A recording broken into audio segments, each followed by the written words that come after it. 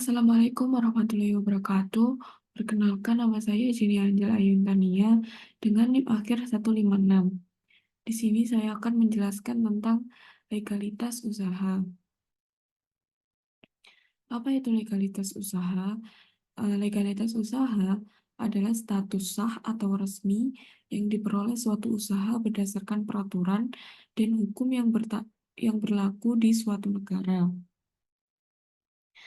Legalitas ini memastikan bahwa usaha tersebut diakui oleh pemerintah dan beroperasi sesuai dengan ketentuan hukum. Kemudian, apa sih pentingnya legalitas usaha itu? Satu, kepercayaan pelanggan. Nah, legalitas ini meningkatkan kepercayaan pelanggan dan mitra bisnis. Kemudian, akses pendanaan.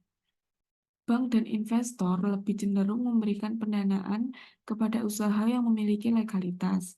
Kemudian yang ketiga, perlindungan hukum. Perlindungan hukum ini memberikan perlindungan terhadap usaha dan pemiliknya. Kemudian keberlanjutan usaha.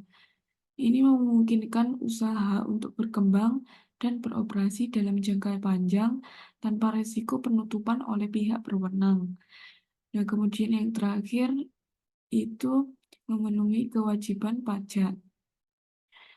Ini memudahkan dalam memenuhi kewajiban perpajakan dan administratif. Kemudian jenis-jenis legalitas usaha. Yang pertama ada nomor induk berusaha. Terus kemudian yang kedua surat izin usaha perdagangan. Kemudian tanda daftar perusahaan, nomor pokok wajib pajak, izin lokasi dan IMB, izin mendirikan bangunan, kemudian sertifikat halal, kemudian hak kekayaan intelektual, dan lain-lain.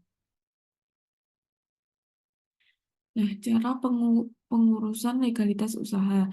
Yang pertama ada NIB. Registrasinya itu melalui website OSS, Online Single Submission. Nah, yang dikelola oleh BKPM. Nah, ini kemudian mengisi data perusahaan dan mengikuti prosedur yang ditetapkan. Kemudian yang kedua ada SIUP.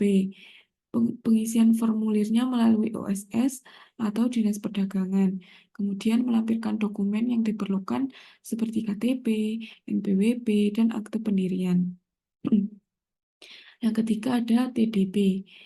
TDP ini mengajukan permohonan ke Dinas Koperasi dan UMKM.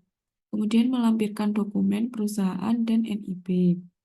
Yang keempat yaitu NPWP. Ini melalui kantor pelayanan pajak atau KPP terdekat. Nah, mendaftar di KPP dengan mengisi formulir dan melampirkan dokumen identitas serta akte pendirian perusahaan. Yang kelima ada izin lokasi dan IMB.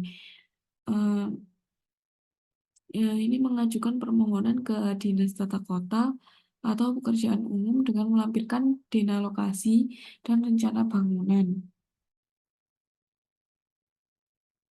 Kemudian yang keenam ada sertifikat halal. Nah, ini mengajukan permohonan ke MUI.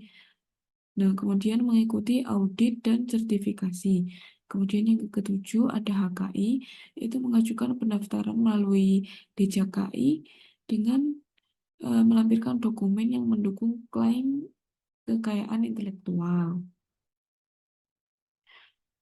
Eh, Kemudian konsekuensi usaha tanpa legalitas. Yang pertama ada tindakan hukum. Nah, ini resiko terkena sanksi hukum, termasuk denda dan penutupan usaha. Yang kedua ada kepercayaan. Kurangnya kepercayaan dari pelanggan, mitra bisnis, dan lembaga keuangan. Kemudian yang ketiga, kesulitan pendanaan. Kesulitan pendanaan ini eh, sulit mendapatkan akses ke pendanaan dari bank dan investor. Kemudian yang keempat, persaingan usaha. Ini kesulitan bersaing dengan usaha yang memiliki legalitas. Kemudian yang kelima, kerugian finansial. Potensi kerugian ini akibat sanksi dan ketidakstabilan usaha. Kemudian rencana Legalitas usaha bimbingan belajar privat kamu bisa, yaitu usaha saya.